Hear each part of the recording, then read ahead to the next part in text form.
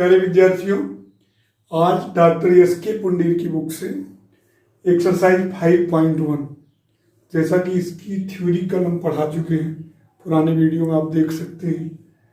तो इसमें देखिए मल्टीपल चॉइस क्वेश्चन है। पहला क्वेश्चन है कि निम्न में कौन बहुपद नहीं है। ध्यान दीजिएगा, बहुपद होने के लिए जो यक्स की पावर होनी चाहिए वो नॉन निगेटिव इंटीजर होनी चाहिए। इंटीजर होनी चाहिए लेकिन निगेटिव नहीं, यानी कि ऋणात्मक नहीं होना चाहिए, या तो धन पूर्णांक या तो शून्य पूर्णांक। तो यहाँ देखिए यक्स की पावर 2 है, यहाँ यक्स की पावर 1 है, यहाँ यक्स की पावर 0 है, ये बहुपद है। यहाँ यक्स की पावर 2 है, यक्स की पावर 1 है, बहुपद है। नॉन निगेटिव इंटीजर होनी चाहिए। यहाँ देखिए यक्स की पावर 1/2 है जो कि इंटीजर नहीं है, अतः ये बहुपद नहीं है। और ये भी बहुपद है क्योंकि 1 और 0 पावर है। तो विकल्प सी सही होगा, यही बहुपद नहीं है। क्यों क्वेश्चन पूछ कर रहा है कि निम्न में कौन बहुपद नहीं है, तो ये बहुपद है क्योंकि पावर देखिए, पावर जो है होल नंबर है, यानी कि पॉजिटिव इंटीजर या तो 0 इंटीजर यानी नॉन निगेटिव इंटीजर होनी चाहिए पावर। तो नॉन निगेटिव इंटीजर यहाँ भी है, यहाँ भी है, यहाँ, तो ये सब बहुपद है। लेकिन चूंकि पावर 1/2 है तथा ये इंटीजर ही नहीं है, अतः यह बहुपद नहीं है। दूसरा है कि निम्न में कौन बहुपद नहीं है।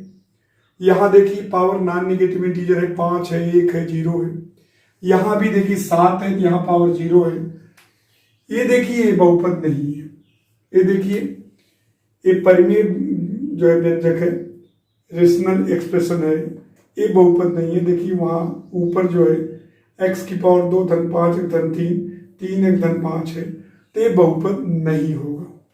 राइट, इसको हम बहुपद नहीं कह सकते।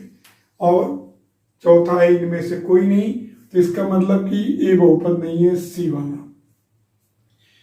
तीसरा देखिए निम्न में कौन एक पदी बहुपद है। एक पदी बहुपद होने के लिए बच्चों क्या चाहिए, एक पदी बहुपद के लिए उसमें एक ही पद होना चाहिए, मोनोमियल इसको बोलते हैं। यहाँ द्विपद है, यहाँ एक पद है, यहाँ द्विपद है, यानी एक पदी बहुपद ये हुआ 5x, मोनोमियल।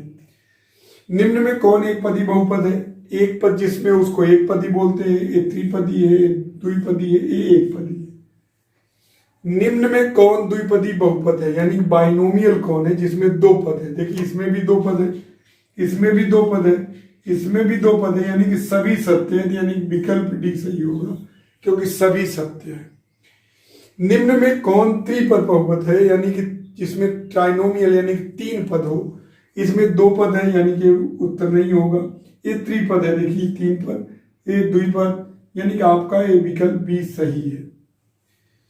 अगला है कि बहुपद 2x³ + 6 + x² - x की पावर 5 + 6x का आरोही क्रम, आरोही मतलब बढ़ते क्रम में, एसेंडिंग ऑर्डर में, पहले पावर छोटी फिर बड़ी पावर, यानी मानक रूप में आरोही क्रम में लिखे या तो अवरोही क्रम में लिखे।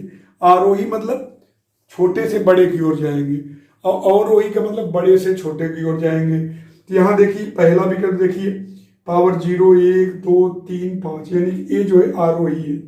यहाँ देखिए ये तो स्टैंडर्ड फॉर्म में है ही नहीं, यानी कि पहला वाला विकल्प क्या होगा, सही, क्योंकि बी सत्य नहीं, पहला वाला विकल्प सही है। अगला है क्वेश्चन नंबर 8, बहुपद x³ - x + x² - 2√2 का अवरोही क्रम, डिसेंडिंग ऑर्डर, यानी कि बड़े से छोटे की ओर। तो बड़े से छोटे की ओर जाना है, तो 3 पावर 2 1 और 0, ठीक है। और यहाँ तो देखिए 1 देखिए 0 1 2 3, ये तो आरोही क्रम है, तो यानी कि पहला वाला विकल्प इसमें भी सही होगा। 7वें और 8वें में पहला विकल्प सही है। एक कौन सा क्रम है, अवरोही, एक कौन सा क्रम है, आरोही। क्वेश्चन नंबर 9 देखिए, एक बहुपद जिसके प्रत्येक पद का गुणांक 0 हो वह क्या कहलाता है। कल मैंने बताया था कि कोई अगर बहुपद है उसके प्रत्येक पद का गुणांक 0 हो तो उसको शून्य बहुपद कहते हैं, जिसकी घात जो है अपरिभाषित होती है।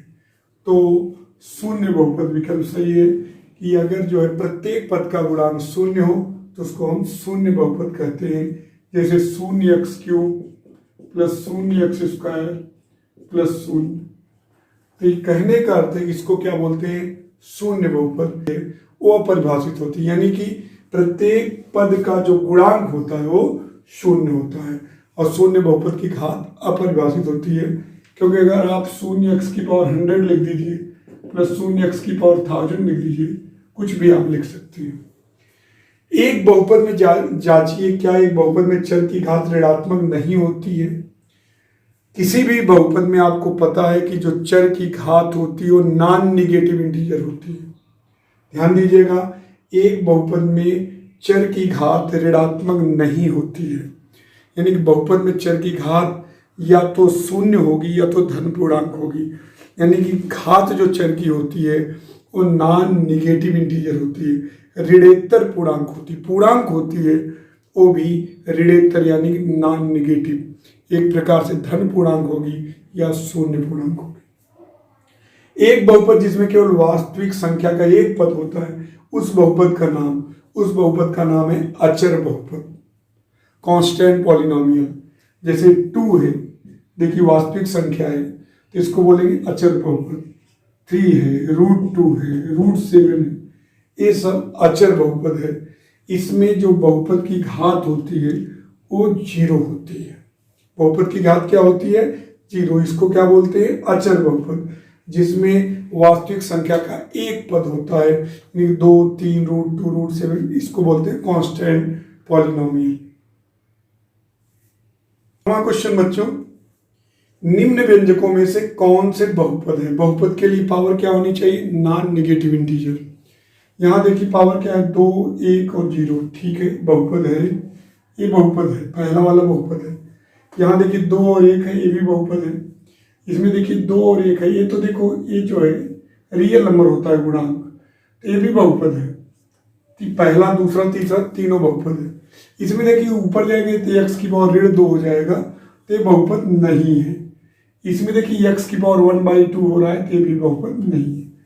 तो पहला वाला बहुपद है क्योंकि पावर जो है, जो चर की प्रत्येक पद में जो चर की घात है वो नॉन निगेटिव इंटीजर है, पहले, दूसरे, तीसरे में। इसमें नहीं है, जो कि पावर निगेटिव हो जाएगा, निगेटिव, यहाँ ध्यान दीजिएगा, निगेटिव इंटीजर हो जाएगा, यहाँ पावर जो है 1/2 हो जाएगा, तो इसलिए चौथा और पांचवा बहुपद नहीं है। अब 13वां क्वेश्चन है, निम्न व्यंजकों में से एक पदी, द्विपदी व त्रिपदी ज्ञात कीजिए। आपको इसमें दिख रहा है कौन सा है, द्विपदी है, ये क्या है, द्विपदी है। हर बच्चा, ये क्या होगा, द्विपदी, ये एक पदी है। क्यों एक पदी है, क्योंकि एक ही पद है। ये कौन सा पद है, त्रिपदी है, त्रिपदी है, 3 पद है, और ये भी त्रिपदी है। क्या है, त्रिपदी है, 3 पद है, और ये द्विपदी है। तो एक द्विपदी, एक पदी, त्रिपदी और द्विपदी, ये आपने समझ गए। द्विपदी मतलब जिसमें 2 पद हो, एक पदी मतलब जिसमें 1 पद हो, त्रिपदी मतलब जिसमें 3 पद हो। अगला है क्वेश्चन नंबर 14, निम्न बहुपदों में उनको उनके मानक रूप में लिखिए। स्टैंडर्ड फॉर्म में लिखना है, जिसमें हम असेंडिंग आर्डर या डिसेंडिंग आर्डर में अगर लिख देते हैं तो मानक रूप कहलाता है। असेंडिंग आर्डर मतलब बढ़ते क्रम में, पहले छोटा फिर बड़ा फिर बड़ा, और जो है अवरोही क्रम का मतलब घटते क्रम में डिसेंडिंग आर्डर, पहले बड़ा फिर छोटा फिर छोटा। तो पहले हमको आरोही क्रम में लिखना है, तो पावर सबसे छोटी लेंगे, तो देखिए 4, और यहाँ देखिए ये √2x, फिर पावर 1 हो गई, पावर 2, फिर पावर 4, फिर 5, फिर 6, या एक दूसरा रूप उल्टा इसी के लिख दीजिए, x की पावर 6 -2x की पावर 5 -3x की power 4 plus 5x² plus √2x+। ये आरोही क्रम है, ये अवरोही क्रम है, ये असेंडिंग आर्डर है, देखिए बढ़ता जा रहा है और ये डिसेंडिंग आर्डर है।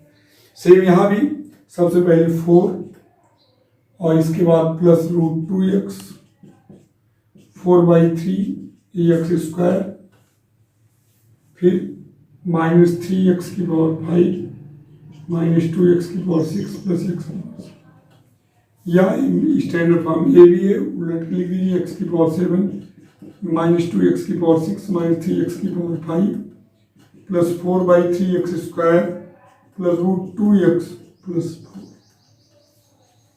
सेम यहाँ भी आप लिखने का प्रयास करेंगे तो पहले देखिए 3 लिखेंगे, ऋण x लिखेंगे, फिर plus x² plus 2x³ minus 3x⁵। या आप जो ये तो कौन सा क्रम हुआ, आरोही अवरोही में लिखेंगे तो माइनस 3x⁵ प्लस 2x³ घटते क्रम में plus x² minus x plus 3। देखिए लास्ट वाला, इसमें भी देखिए वही चीज 1 minus 2x² plus x³ minus 7x⁵ या minus 7x⁵ plus x³ minus 2x² plus 1। ये आपका स्टैंडर्ड फॉर्म, जो पहले मैंने थ्योरी पढ़ाया था उस पर आधारित सभी सवाल आपने लगा लिया। साथ में आप इसके एग्जाम्पल जरूर लगा लीजिएगा, बहुत ही अच्छी बुक है। अगर आप इसको सॉल्व करेंगे तो आपका बेस बहुत मजबूत हो जाएगा।